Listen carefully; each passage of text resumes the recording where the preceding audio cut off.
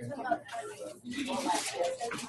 is the last section of stuff that I get to teach you this semester. This is it. Oh my goodness. I know. And this is my gift to you, my Christmas present. Yes, ma'am. Okay, so the final exam review, I did that, and it says omitted under it. Okay, let me tell you about that real quickly, and then when y'all know that your test score is Friday, I mean not Friday, Thursday, right?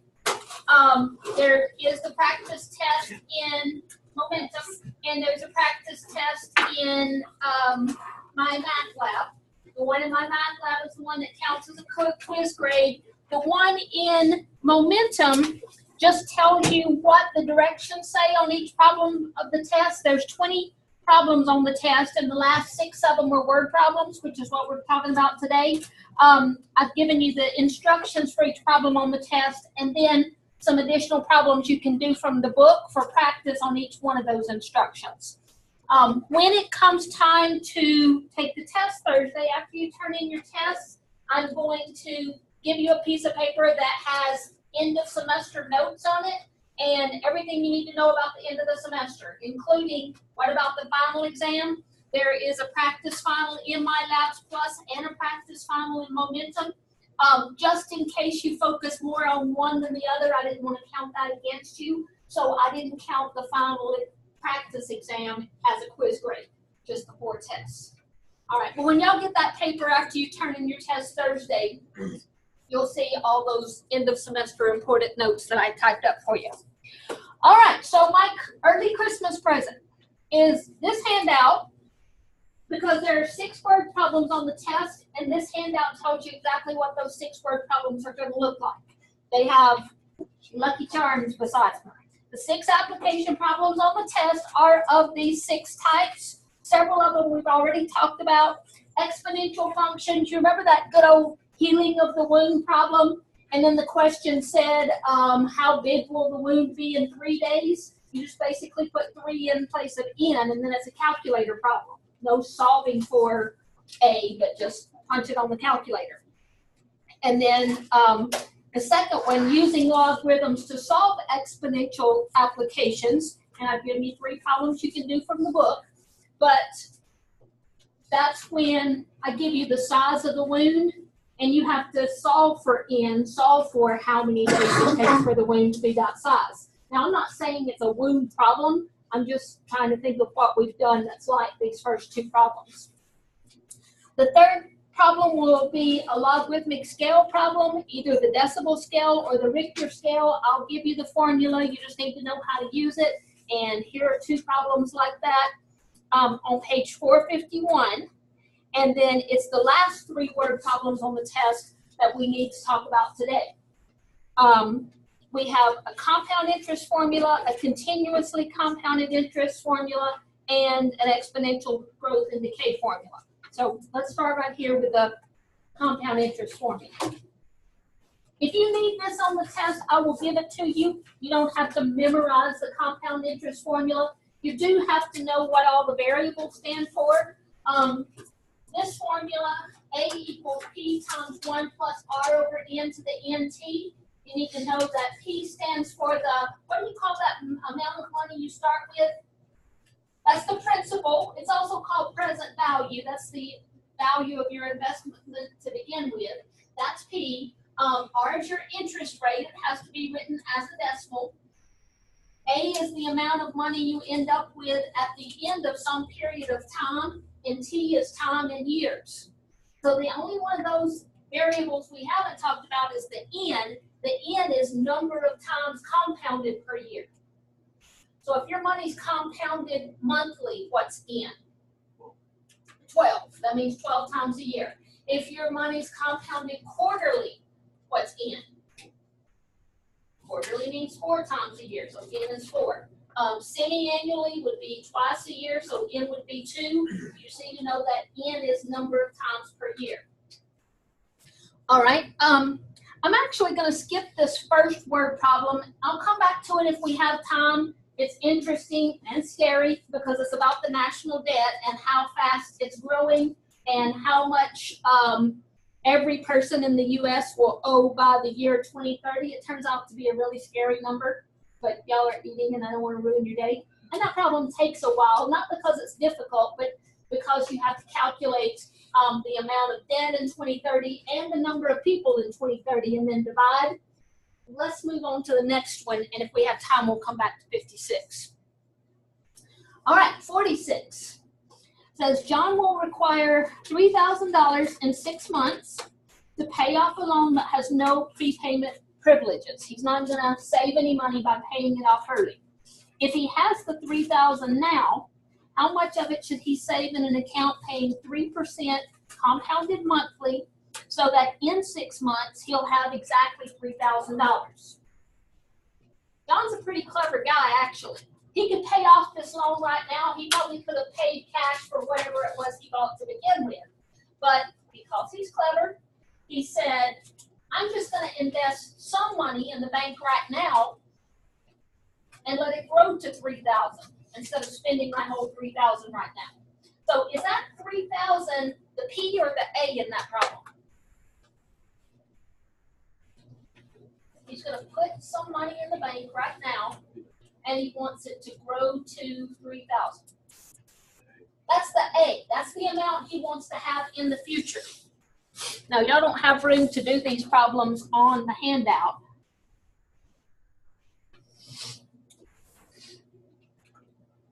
But the A is $3,000 because that's what he wants to have at the end of the investment period. The question is, how much would he put in the bank right now? Which variable stands for the amount of money you put in the bank right now? That's P. The P is what we're looking for. He wants that $3,000 in 6 months. So what does that tell you? Which variable goes with that 6 months? Is that amount now, amount later, number of times compounded per year, interest rate, time? What is it? It's the time, but the note up at the top says the time has to be given in years. So don't put in 6 for T, or the formula will think that John's going to let his money grow for 6 years. 6 months is what fraction of a year. So make sure you let T be 1/2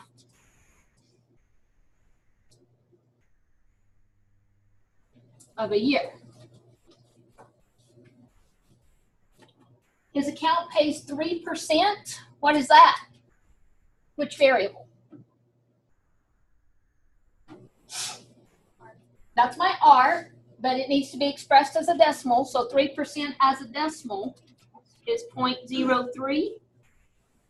And the only variable for which I don't yet have the value written down is which? The N. And so N is number of times compounded per year. This investment, he's paid his interest monthly. So what's N? Number of times per year. Monthly means 12 times per year. All right, you have to know how to extract all those values from the problem, but then I will give you the formula.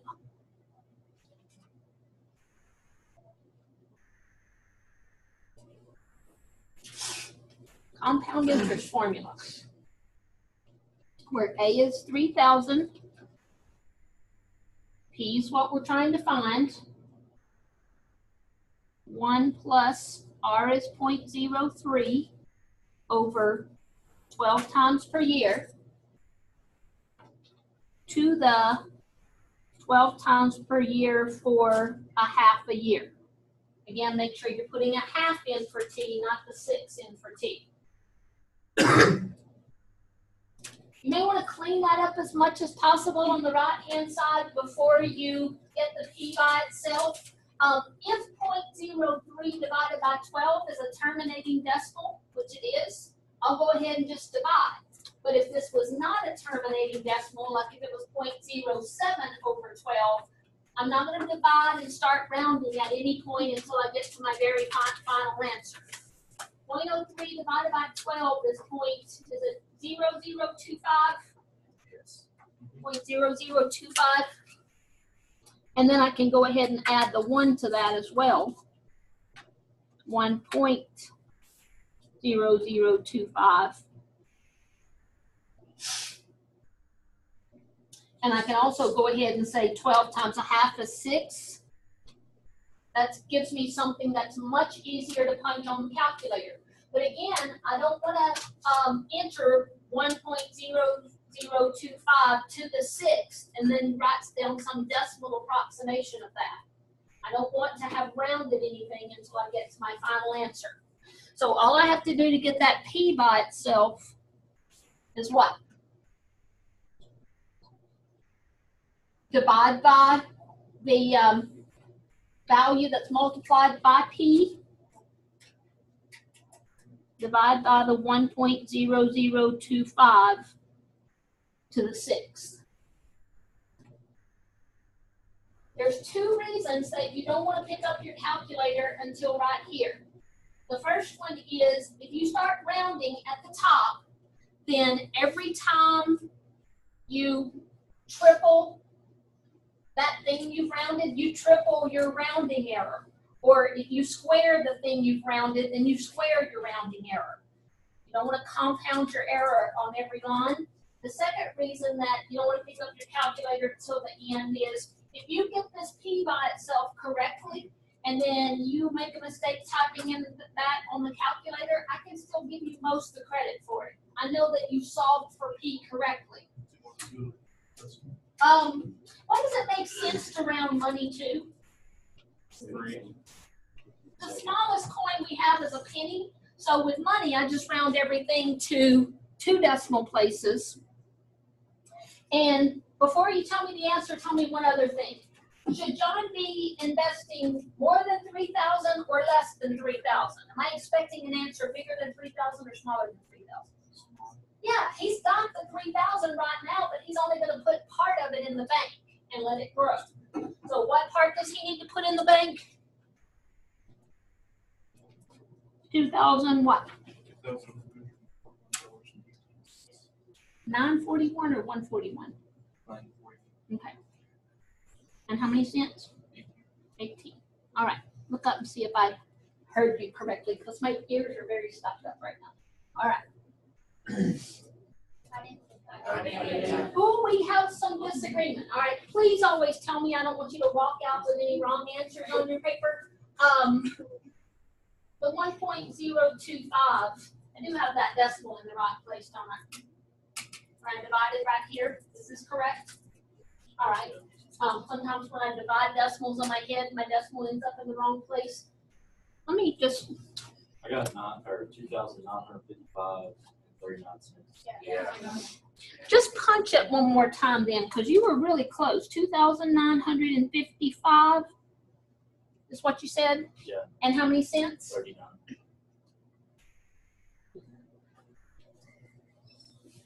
If you don't get that on second punch, I'll pull up my calculator and double check it. But I bet you just had a typo.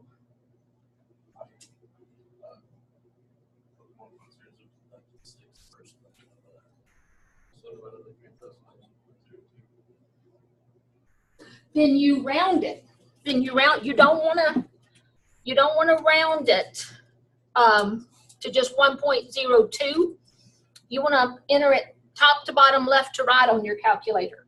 So 3,000 divided by 1.0025 to the 6th. If I enter it like that, I haven't rounded anything.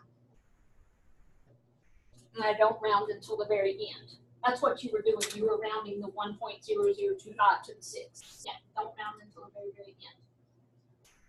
All right, so what John figured out, even though he could pay off this loan right now, he figured out that he could just put $2,955 in the bank for 6 months, and then he could pay off the loan.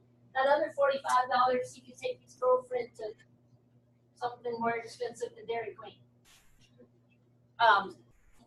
Yeah, that's date night money, $45. He's going to save by not going out, by not paying off the whole $3,000 right now. All right, there we were solving for P. Let's see what we're looking for on number 48.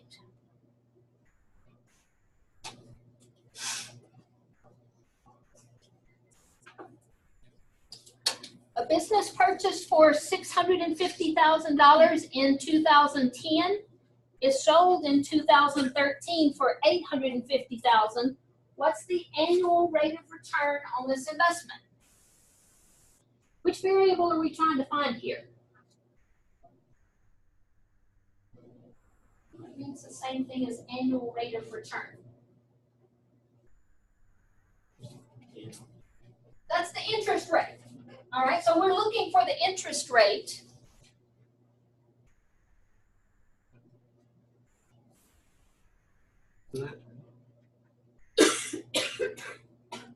This may not be the best time for me to be recording 6768. And I have a whole lot of sniffles on it. That's the R. Did you say N? Okay.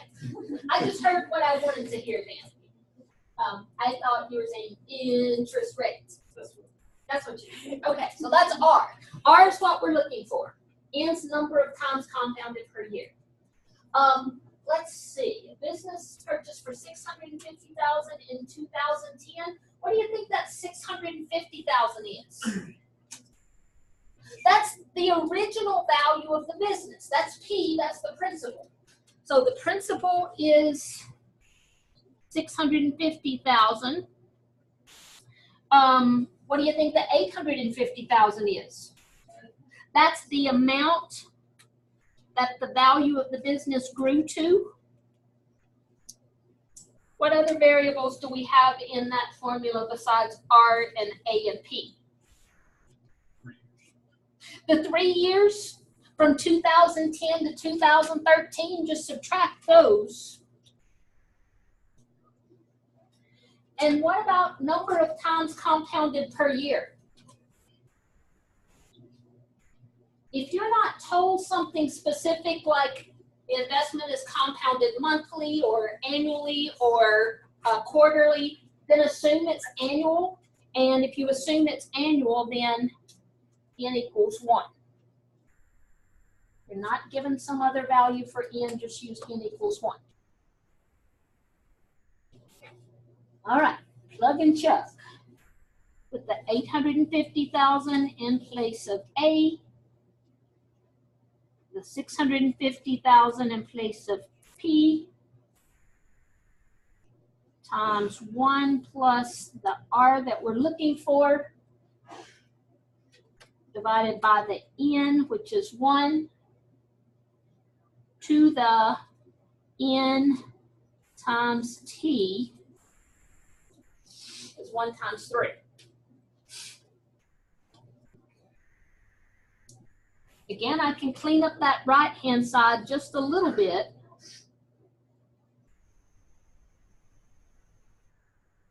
I can say R over 1 is just R. 1 plus R to the third. But I'm solving for R and it's trapped inside parentheses. What can I do? You need to get the parenthetical expression by itself. So the first thing you do is divide by 650,000. If you punch that on the calculator, you're going to get a non-terminating decimal. So don't start rounding right here. It'll cause your answer to be off a little bit. If you divide and then, let's see, if you divide both numerator and denominator by 1,000, you just have 85 over 65. I happen to know that something will go into both of those evenly. 5 would be 17 over 13, I think is what it would reduce to. 5 and 85. Yeah, that's 17.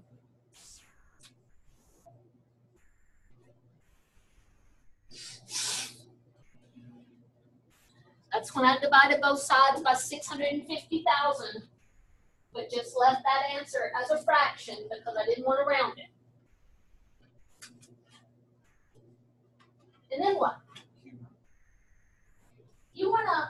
uncube something, you take the cube root of both sides, and that's legal. The cube root of 17/13 would leave you what on the right-hand side? 1 plus 1. Yep, cube root of 1 plus r cubed is just 1 plus r.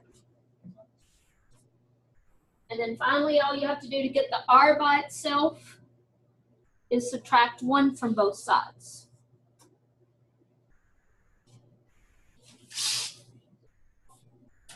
Again, I don't want you to pick up your calculator and start rounding up here. I want you to have that on your answer or that on your paper so that if you miss the answer, but you have that written down, then I can give you most of the credit for it. I know it's just a typo.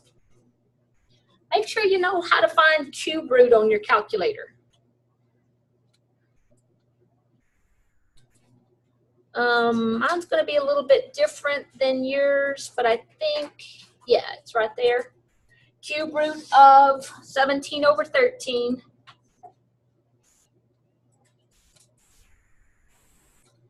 And then subtract 1. Mm-hmm. MyLabs Plus would either tell you what to round to, or if it was on the test, I'd either have to tell you what to round to, or I'd be a little bit flexible. If we go to 4 decimal places, we have 0.0935.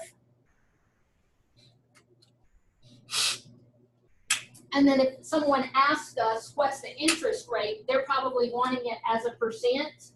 I probably wouldn't say the interest rate is 0.0935. I'd probably say the interest rate's 9.35%.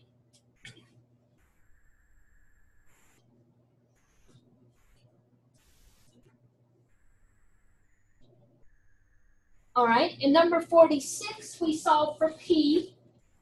In number 48, we solve for R. It was P in 46.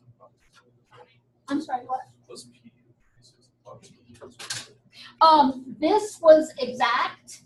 When I punched it on the calculator, that's when I started using squiggly equals, because that's where I rounded right there. Just like this value of R. Before I picked up my calculator, it was exactly that. It was right there that I started rounding. All right, so let's see what we're looking for on number 34.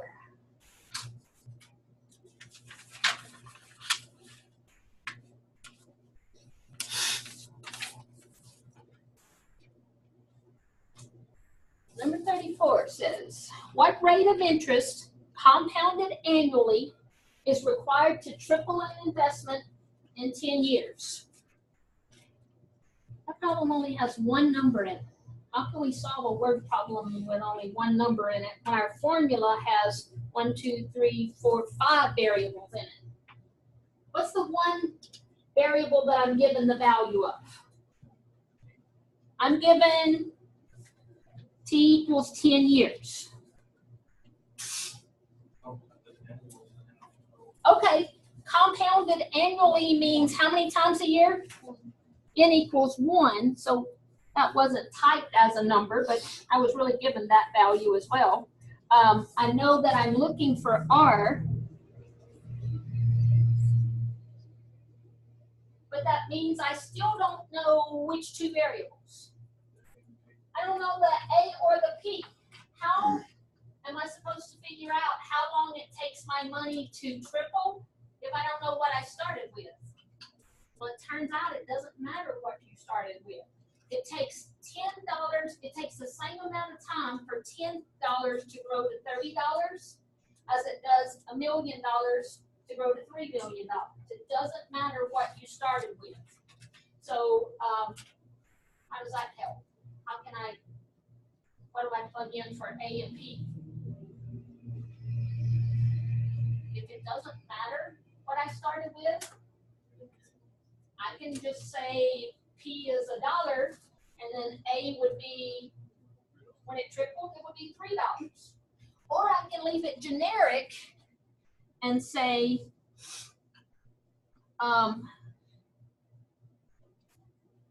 the amount is just 3 times whatever the principal is.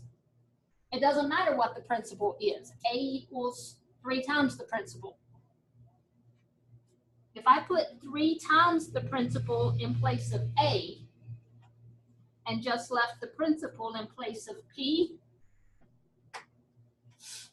then here's what I'd have for that formula. 3P equals P times 1 plus, I'm looking for R, divided by N to the N times T.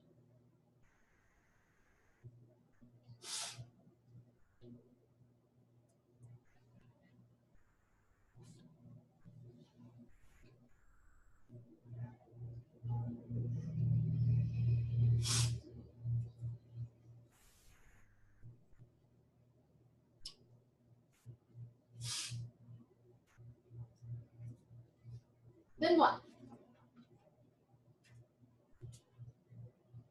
I think I still have a problem because I have one equation, but it has 2 variables in it. Except for when I divide both sides by P, the P's cancel. That's why it doesn't matter how much money you start with. When you divide what you get 3 years, or excuse me, when you divide what you get when that amount triples, the original amount's going to cancel out anyway. If I had said let P be $1 and then A is $3, I'd still have a 3 right here. Or if I said let P be $1 million and 3P is $3 million, I'd still have a 3 on the next line.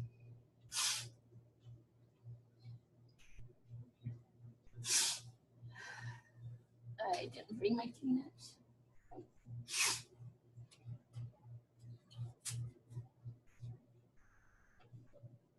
Then what? Yeah, you want to uncube, you take the cube root. You want to un-10th, you take the 10th root. The 10th root of 3 would leave you 1 plus R. So R is the 10th root of 3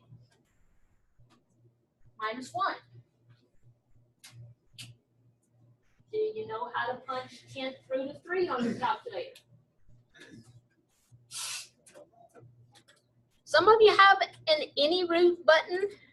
Let me see if I have an any root button.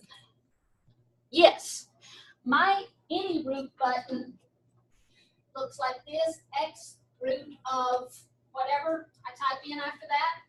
To use this button, if you have a button that looks like that on your calculator, you enter the index and then that button and then what goes under the radical. I'm sorry, what? Hang on just a second, let me catch up with you. So if I want the 10th root, I have to tell my calculator 10 and then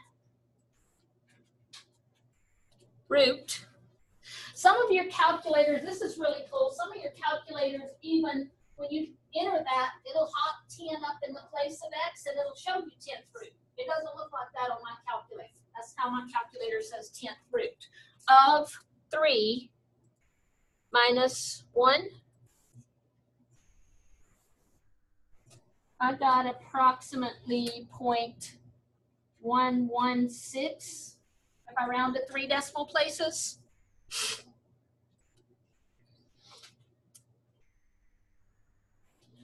And if I express that as a percent, it's 11.6%. Did anyone not find the X root button on the calculator? Because I know another way to punch this if you can't find that 10th root button. Anybody not having what you need to get the 0.116?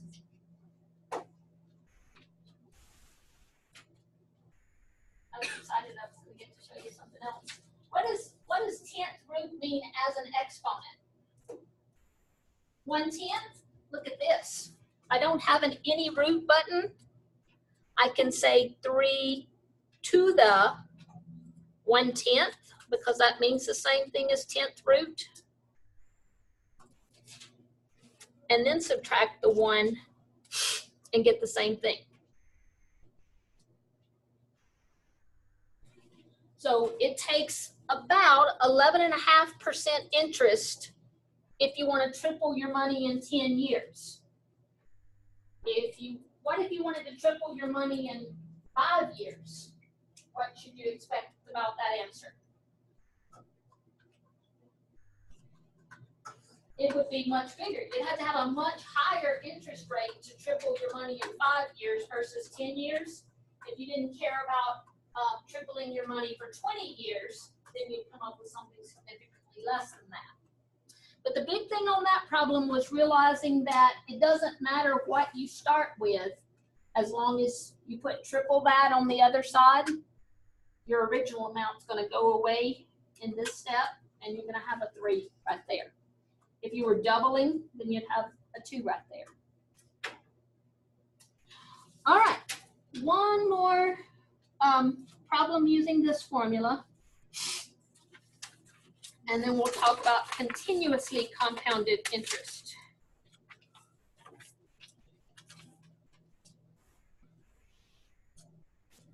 Number 40 says Angela has $100 to invest at 10% per annum, that just means per year, compounded monthly. How long will it be before she has $175? What does that mean we're solving for? How long? How long is T? Find how long it takes her $100 to grow to 175. Of my 5 variables, which one is the 100? That's the amount she has and is willing to invest right now. That's P. And what's the 175? That's the amount she's going to let the 100 grow to. So it's A. Her money is compounded at 10%. What's that variable? What variable is that giving you the value of? R. Only make sure you write it as a decimal. R is 0.10. And the only other variable is N, which in this problem is what? It says compounded monthly, so N is 12 times a year.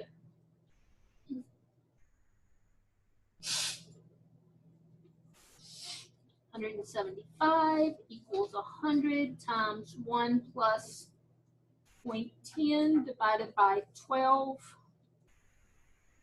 to the 12 times T.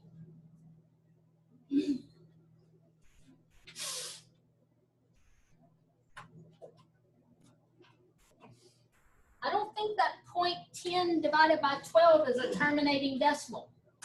So I'm not going to start rounding right here and write down some decimal approximation of that.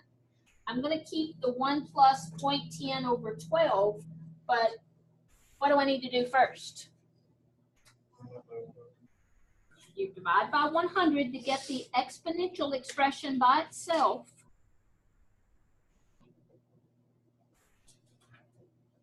Oops, typo.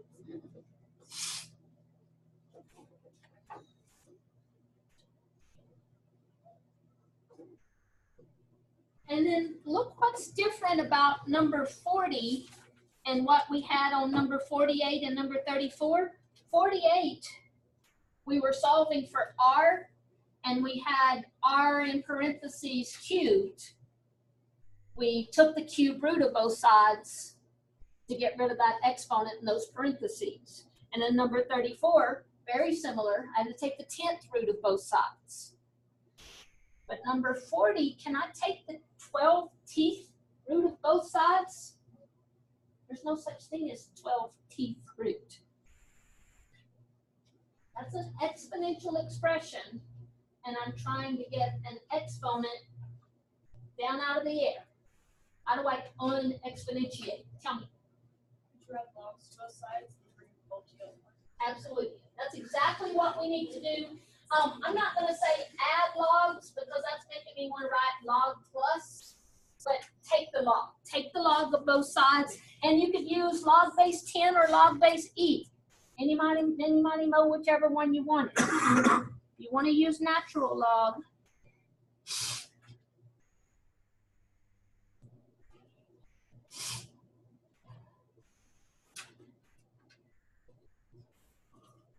That's what you have when you take the natural log of both sides. And the reason that you take the natural log of both sides is so you can bring that 12t out front.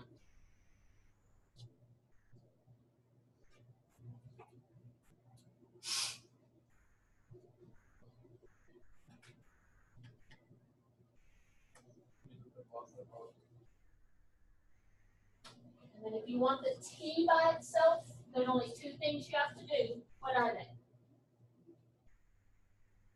Divide by natural log of this, and what else?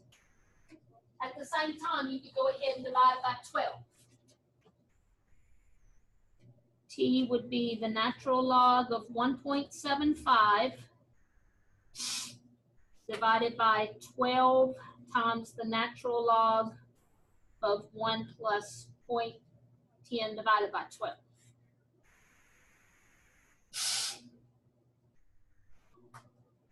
It's a little bit yucky to punch on the calculator, but I'm not going to do a rounding in the middle. I'm going to make sure I have that written down on the paper so that I can get partial credit even if I enter it wrong on the calculator. But here's how I would enter that on the calculator, top to bottom. Natural log of 1.75. I don't really need parentheses, but because my calculator opens one, I've got to close it. Then divided by, if I want to type that whole denominator in left to right, then I have to have the whole denominator in parentheses.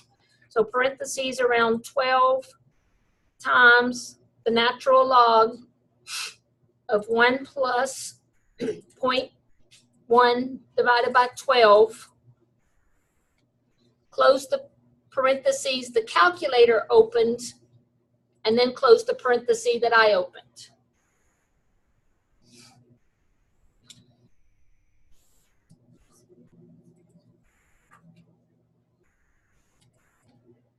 That's what I've entered on my calculator.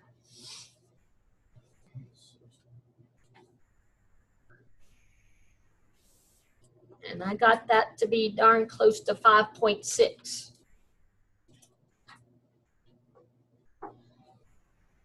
What's the units on that 5.6? What is it?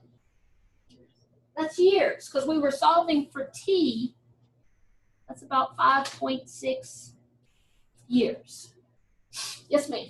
So you would only use log or natural log when you're solving for t? Yes.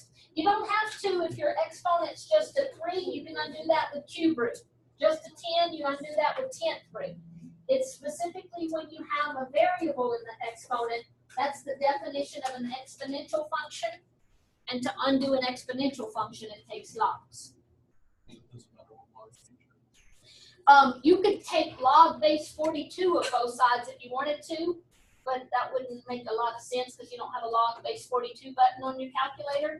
So either use natural log or log base 10, you'll get the same answer. Whether you can enter that same expression using log base 10 instead of log base e, and you'll get the same answer. Hunter, did you have a question? Okay. All right. So that's enough of the compound interest formula, where N stands for what? Number of times compounded per year. And the more times per year your money is compounded, the faster it grows. If your money's compounded twice a year, then the second half of the year you get paid interest on the interest that you earned the first half of the year. But if your money's compounded monthly or 12 times a year, you're getting paid interest on the previous month's interest every month, and it grows faster. I'm trying to think if I showed y'all the chart. I had a chart that had that formula on it when you had $1 invested at 100% interest, compounded more and more times per year for 1 year. $1 invested at 100% interest. What did that amount after 1 year get closer and closer to? We said if you had $1 at 100% interest, 100% interest as a decimal is just 1 over n to the n times 1. When n was twice a year, I think you got $2.25. When n was 10 times a year, it was closer to $2.45. Remember that number that this amount kept getting closer and closer to as n got bigger and bigger and bigger?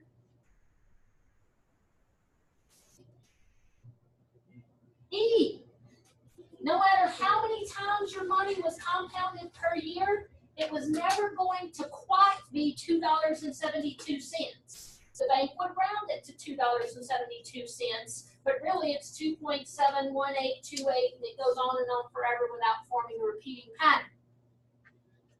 That's why the continuously compounded interest formula has an E in it. E comes from your money being compounded more and more and more times per year. So I'm not going to give you that formula just because it's shorter and easier to memorize. The P is still the principal. The A is still how much your money grows to. The R is still the interest rate. T is still time in years.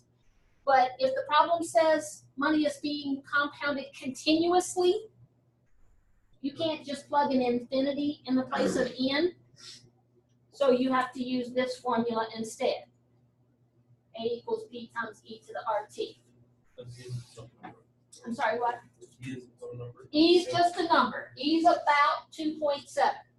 But we have an E button on the calculator, so we don't have to round it to 2.7. All right. The B part of number 36 says, how long does it take for an investment to triple if it's invested at 6% compounded continuously? Let's figure out what we're given. How long does it take money to triple if it's invested at 6%? Well, obviously that 6% is my R. How long means we're solving for which one of the variables? T. And we have the same problem here that we had in number 34. We don't know how much money we're starting with. Start with anything you like, put that in place of P, and then put triple that in place of A. Or say generic and just let A be 3 times whatever P is.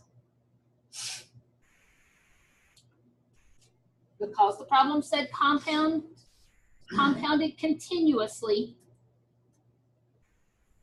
that's the formula I'm using.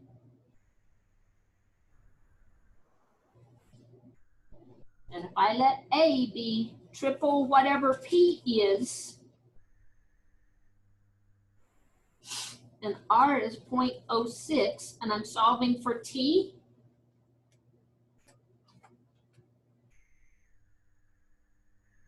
what do I do next? And that's why it doesn't matter what you started with. If you started with $2 right here and $6 right there, as soon as you divide it, you'd end up with 3 on the left-hand side. So 3 equals e to the 0.06t.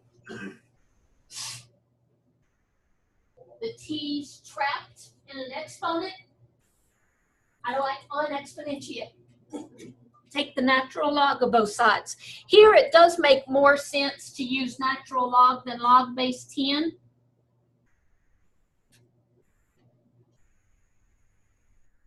Because I don't even need to pick up my calculator to evaluate that right-hand side. What's the natural log of e to the 0.06t?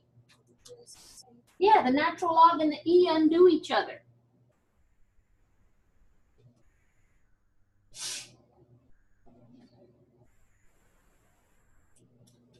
So t is just natural log of 3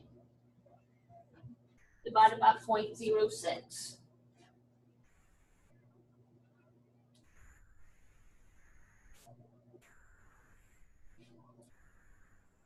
Somebody have that to the nearest 10th? 15.3, anybody second that? 18.3, okay.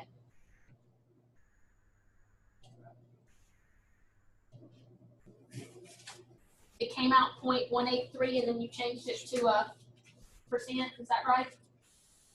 No?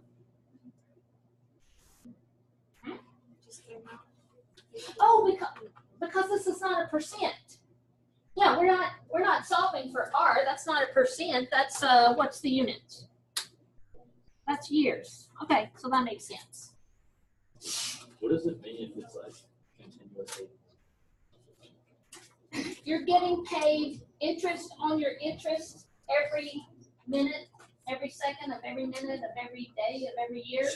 That can't be done physically. Somebody can't stand there and hand you continuously compounded interest, but it can be kept up with. I mean, all your money in the bank is just numbers on paper anyway. So they can calculate your interest compounded continuously, even though they couldn't hand it to you continuously. All right, I'm only going to do one example using that formula. I think I'm going to skip Miss Kim here. It's a two-part problem.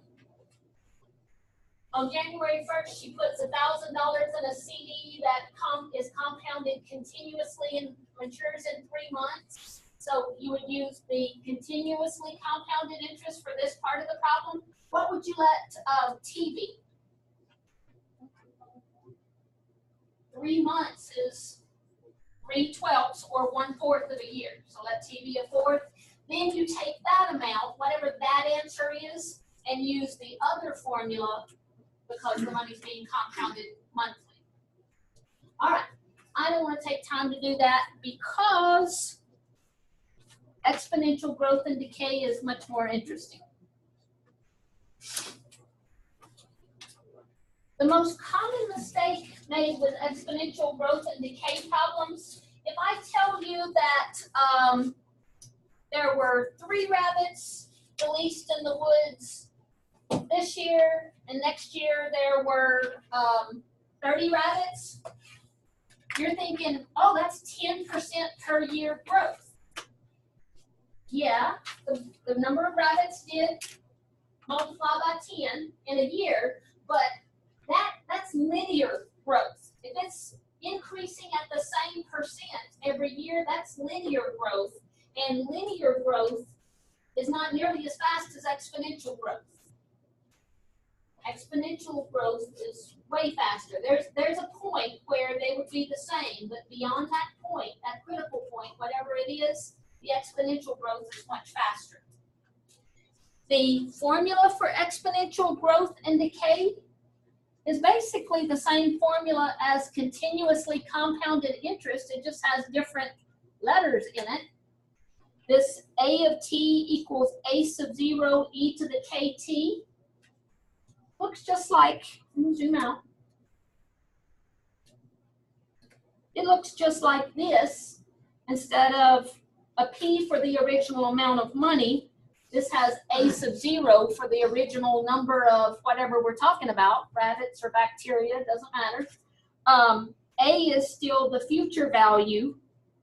When we're talking about money, we usually use R for the interest rate. When we're talking about other things, we may use K for the growth or decay rate. But really, it's the same formula. If you wanted to not even look at that formula and use that formula for your exponential growth and decay problems, that would be just fine. One other thing about this formula, when your exponent is positive, remember we said when K is anything bigger than 1, your function's increasing. If K is positive, you have a substance that's growing. If K is negative, you have a substance that's decaying. So you should be able to tell whether you have a population that's increasing or decreasing just based on the value of K.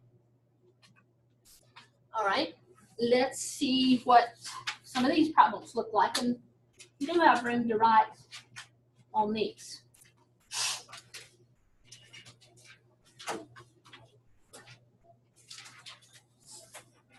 Number 2, the number of bacteria in a culture at time T. T doesn't have to be in years here. You just need to keep up with the units on T, and here it's hours. The number of bacteria present in a culture at time T in hours obeys the law of uninhibited growth. The law of uninhibited growth says that if you have a population that's increasing exponentially, it will keep increasing exponentially until what happens? What happens when you have bacteria in a Petri dish increasing exponentially? Or, scary, people on the planet increasing exponentially? At some point, you're going to run out of 2 things, room and food. So that's the law of uninhibited growth. This population will continue to grow exponentially till it runs out of room or food, and then it will crash and start over again. They give us the formula. N of T equals 1,000 e to the 0.01 T. Again, that's just using different letters. On the front side of this paper, I said the original number is A sub 0. Here, that 1,000 is in place of the A sub 0, so that's our initial population. The A part actually asks you for the initial population. If you know that that's what the 1,000 is in place of, you can just say it's 1,000 without writing or doing any work. If you don't know that that 1,000 represents the initial number of bacteria, then what does initial number mean? The initial number of bacteria. What's that? That's the amount you start with when time is what? 0. So if you let T be 0,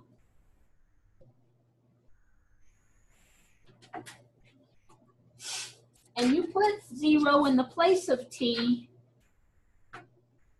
in that function, you're not even going to have to pick up your calculator. Because what's 0.01 times 0? No, anything times 0. 0, and then what's e to the 0? That's 1, and 1 times 1,000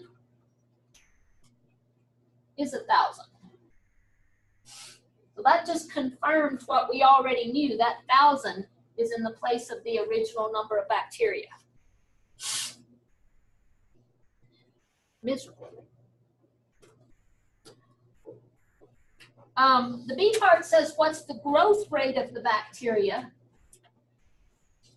If this were about continuously compounded interest, our growth rate would be the R that's in the exponent. When you're talking about exponential growth and decay, you usually don't use an R, you use a K. Well, what's the value of K there? It's the coefficient of the T, it's what's multiplied by the T. So it's 0.01. Or if I ask you for the growth rate, I'm usually asking you for a percent. 0.01 as a percent is what? 1%. And it's very important to say per what? Is it growing 1% per year? Because that's much slower than 1% per day. This is 1% per what? Hour.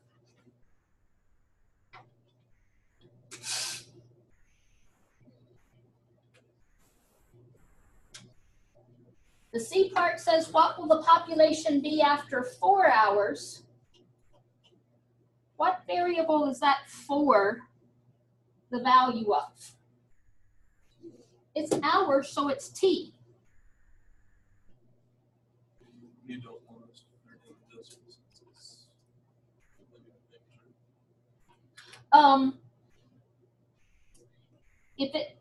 If it says what will the population be, it makes sense to the round to the nearest whole bacteria. Since you can't have a half a bacteria, can't have a half a rabbit, at least not alive. So if it's asking you for a population, just round to the nearest whole number. This would be 1,000 e to the 0.01 times 4. If you're punching that straight left to right on your calculator, make sure you have the exponent in parentheses so that the calculator multiplies 0.01 times 4 before it exponentiates and before it multiplies by 1,000. Would you round down? Because you can't, like when you get your final answer, would you round down instead of rounding up?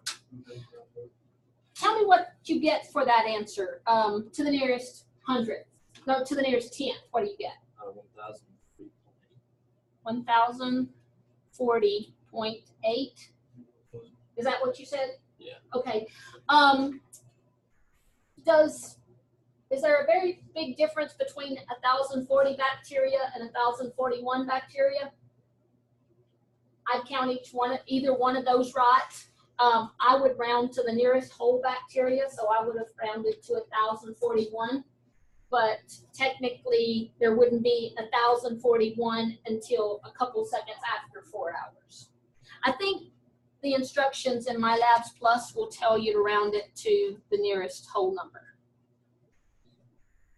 So I'd round it up, unless the directions specified otherwise.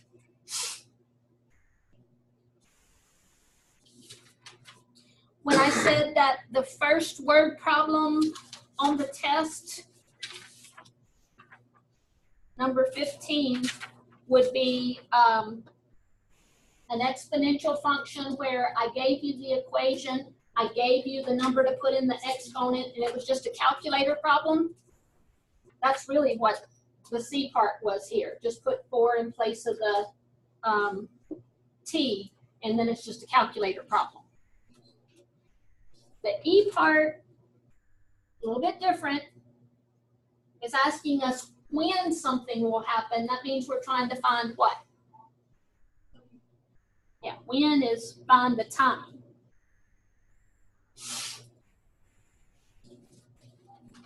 And it really doesn't give us any numbers. It just says, when will the population double?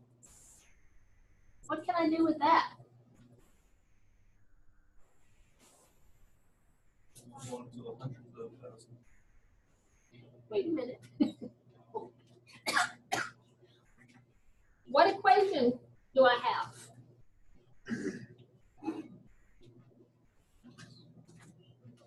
When the population doubles.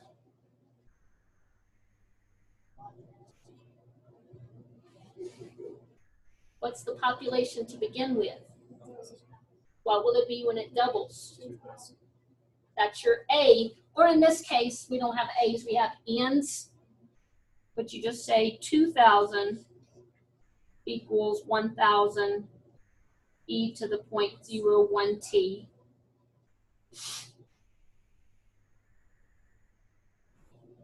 If it says how long will it take the population to triple, what would we have instead of 2,000? 3,000. First thing we're going to do is what? Divide by 1,000.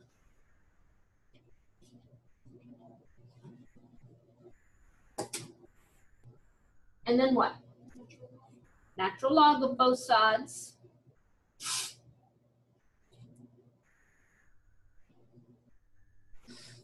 And then I don't even have to pick up a calculator to evaluate that right-hand side. It's just what? 0.01 t, because natural log and e undo each other. And then divide by the 0.01.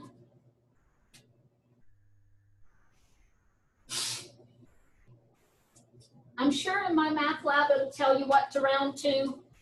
On the test, I try to remember to tell you what to round to, but if I forget, I'll have to give you a little bit of leniency there. Either round to the nearest tenth or to the nearest hundredth, and I've counted either one right. What is it to the nearest tenth? So 69.3. What's the units on that 69.3? hours. How many days is that? Yeah, a little over 2 days. 2 days would be 48 hours. 3 days is 72 hours. So it's getting close to 3 days. But this population is doubling every 3 days. That's some pretty fast growth. If this was Ebola, you'd be dead pretty quickly. If it's an infection in a wound, they culture the wound to see what kind of bacteria is growing in the wound, and then that gives the doctors or the lab folks the growth rate.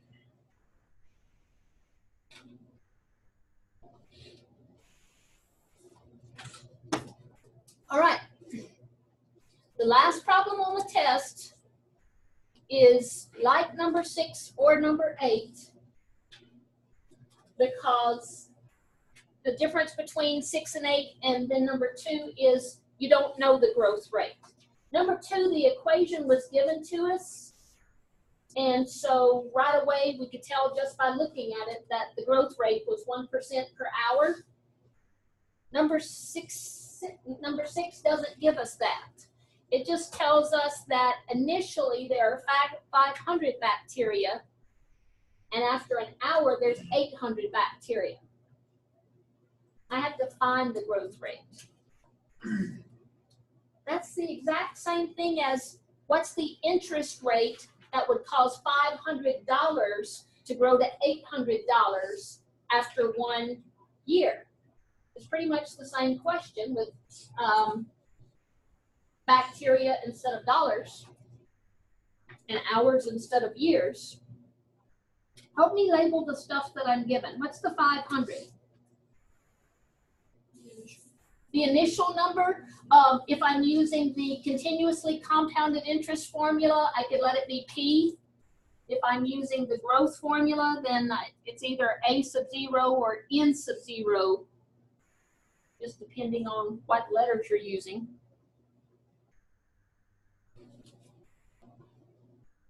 The fact that there are 800 after 1 hour gives me what other information?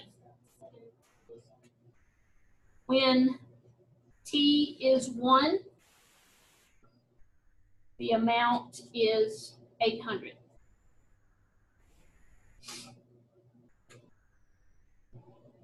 That's everything we need to solve for K. Put 800 in the place of the future value and 500 in place of the present value. E to the K times T would be E to the K times 1. Just using K for growth rate instead of R for interest rate. What's the first thing you do? Divide by 500. Since that ends up being a terminating decimal, I'm comfortable going ahead and changing it to a decimal. If that didn't end up being a terminating decimal, I wouldn't round it. But 1.6 equals E to the K times 1 is just K. Then take the natural log of both sides.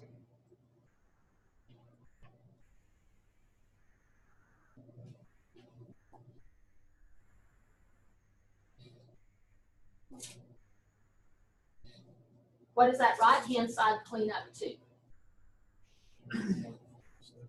Right-hand side, natural log of E to the K is just K. K is just natural log of 1.6. That's the exact growth rate. If you get a decimal approximation of it, round that to, say, 4 decimal places for me. Natural log of 1.6.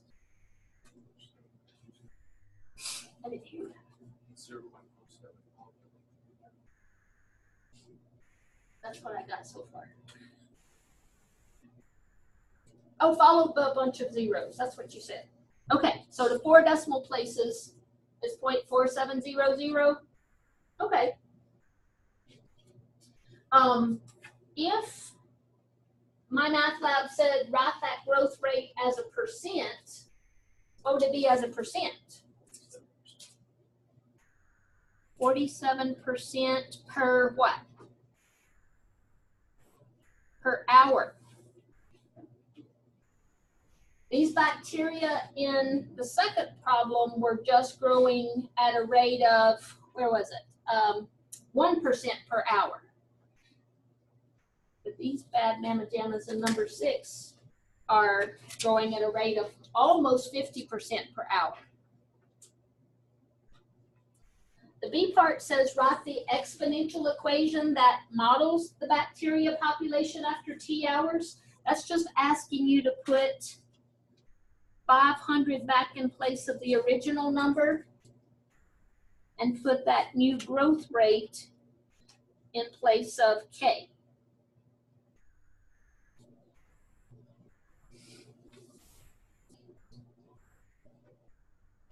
It's not asking me for a number, it's asking me for an equation. So A equals 500 times e to the 0.47t. And then you can use that equation to make other predictions. The other prediction that we're asked for is how long will it be until there are 20,000 bacteria? What's that giving me? That's giving me a new amount, and it's asking me how long. That means I'm solving for T. So if I put 20,000 in place of A,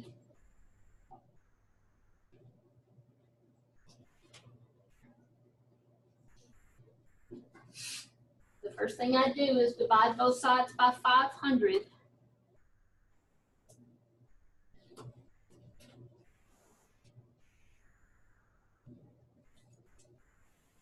And then what? Natural log of both sides.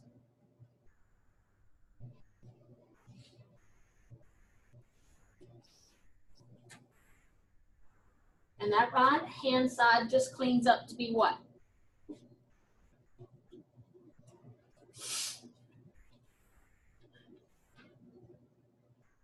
.47t. So t is natural log of 40 divided by 0.47. About how long is it going to take for these 500 bacteria to become 20,000 bacteria? 7.8-ish, and that's hours.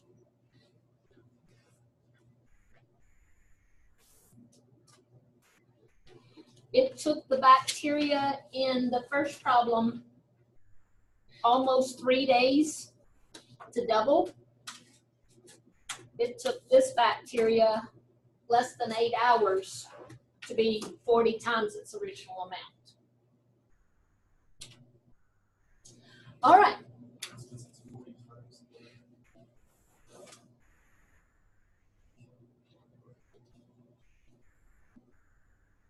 Yep. Yeah, it's growing about 40 times as fast. All right, last one, and I actually want you and a buddy to try it, because I think you can. Let me ask you a couple questions before I turn you loose on it. The population of a Midwestern city follows the exponential law. That's the same as the law of uninhibited growth. Actually, this is uninhibited decay because the population has decreased from 90,000 to 80,000 in the 2 years from 2008 to 2010. What does that tell you about the value of K when you find it? It's going to be negative because this population is decreasing. All right, go for it.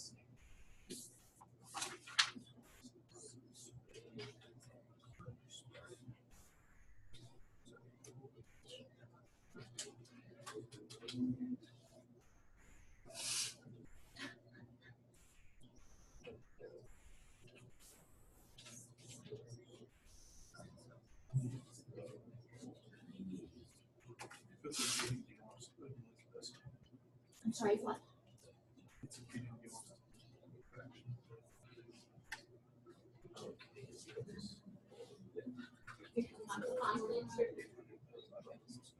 No, don't do any rounding until the very end.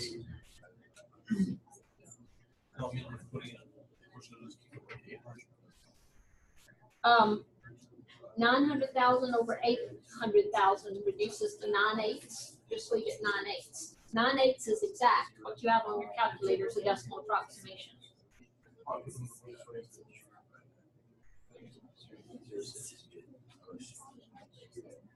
Yeah, anyone knows what it is. Yeah, it's gonna be 8 over 4. Yes, it is. I hadn't gotten that far yet.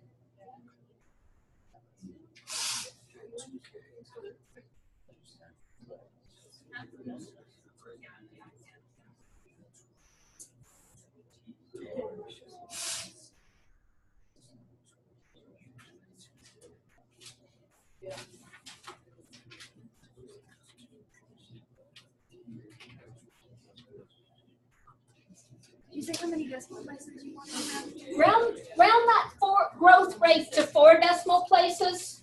When you get the growth rate, round it to 4 decimal places to use in the B part.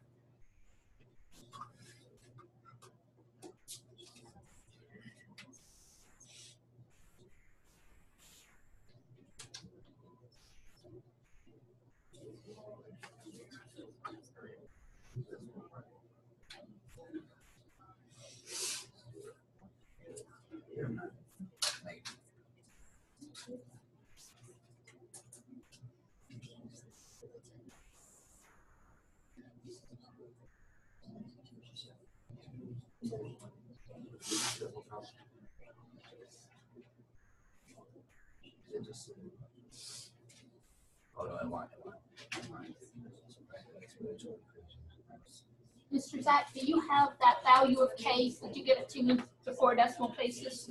Yeah, it's negative 0.0589. Negative 0.0. Negative 0.01. No. No. Negative 0.0589.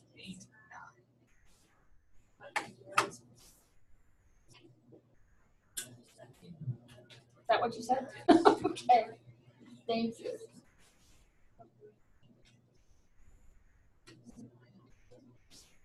Sure enough, that growth rate turned out to be negative like we knew it should.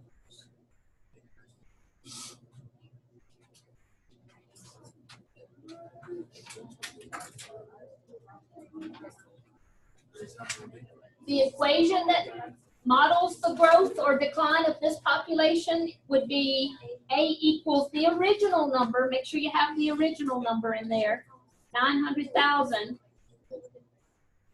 e to the negative 0.0589 t.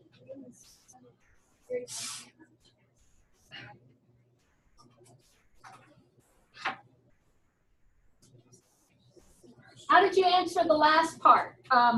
What is the population in 2012? What is that giving you? The original year was 2008. So in 2012, T would be 4 years. And again, just make sure you have the original population in place of a sub 0, not the new population. So the number in 4 years is going to be 900,000 times e to the negative 0.0589 times 4. Round that to a whole person for me. I don't want any half people hanging out in this town. Should it be more than 900,000 or less than 900,000? Less. Less. It is 711,087. Can I hear you correctly? Okay. The town will be down to about 711,000. All right. You have 2 practice tests. Hopefully, you've been working on them already. Miss Garland and Mallory have office hours, or Learning Center hours. I think Miss Barman will be here after school tomorrow if y'all need help. She's here until 6. If you come in the front door, the very front, it's the first room on the right. It's great big, used to be a library.